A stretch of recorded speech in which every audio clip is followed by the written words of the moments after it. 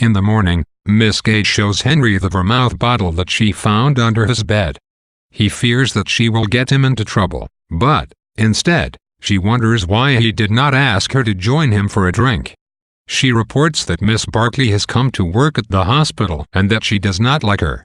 Henry assures her that she will. At Henry's request, a barber arrives to shave him. The man treats Henry very rudely, and the porter later explains that he had mistaken Henry for an Austrian soldier and was close to cutting his throat. The misunderstanding causes the porter much amusement. After the barber and the porter leave, Catherine enters, and Henry realizes that he is in love with her. He pulls her onto the bed with him, and they make love for the first time.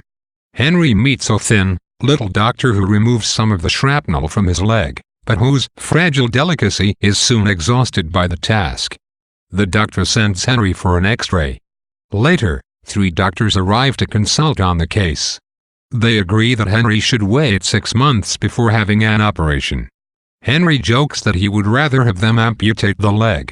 As he cannot stand the thought of spending so long in bed, he asks for another opinion. 2 hours later, Dr. Valentini arrives. Valentini is cheerful, energetic, and competent.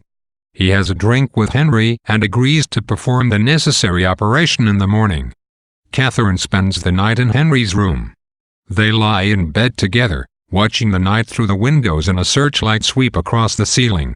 Henry worries that they will be discovered, but Catherine assures him that everyone is asleep and that they are safe. In the morning, Henry fancies going to the park to have breakfast, while Catherine prepares him for his operation.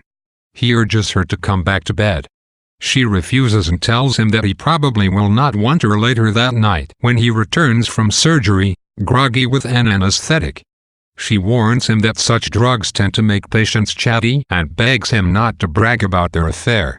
They discuss their affair, and Catherine asks him how many women he has slept with. He answers none, and though she knows he's lying, she is pleased. After the operation, Henry grows very sick. As he recovers, 3 other patients come to the hospital: a boy from Georgia with malaria, a boy from New York with malaria and jaundice, and a boy who tried to unscrew the fuse cap from an explosive shell for a souvenir. Henry develops an appreciation for Helen Ferguson, who helps him pass notes to Catherine while she is on duty. He asks if she will come to their wedding, and Helen responds that she doubts that they will get married. Worried for her friend's health, Helen convinces Henry that Catherine should have a few nights off. Henry speaks frankly to Miss Gage about getting Catherine some time to rest. Catherine returns to Henry after 3 days, and they enjoy a passionate reunion. Just as the officer's early interactions with the priest establish the novel's sympathies toward a strong, virile type of male behavior, a number of peripheral characters who appear in Book 2, Chapters 13 XIV, strengthen this sentiment. Hemingway describes the doctor who begins to diagnose Henry's injuries as a thin, quiet little man who seemed disturbed by the war. While Henry himself is disturbed, if not sickened, by the war, he maintains a competence and self-assurance that set him apart from men like the doctor, who needs to consult a team of his colleagues. This doctor's character stands in sharp contrast to Dr. Valentini, a gregarious but competent surgeon who drinks hard and wears his sexual appetite on his sleeve.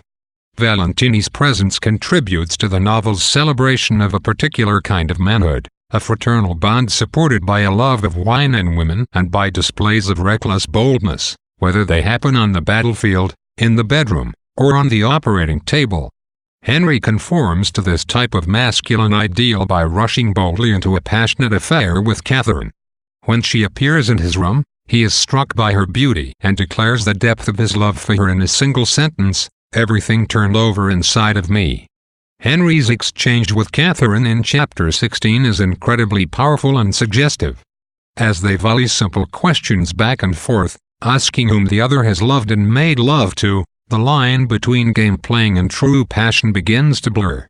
In between the lovers' terse, deceptively simple lines of dialogue, Hemingway manages to point the way toward reserves of untapped feeling.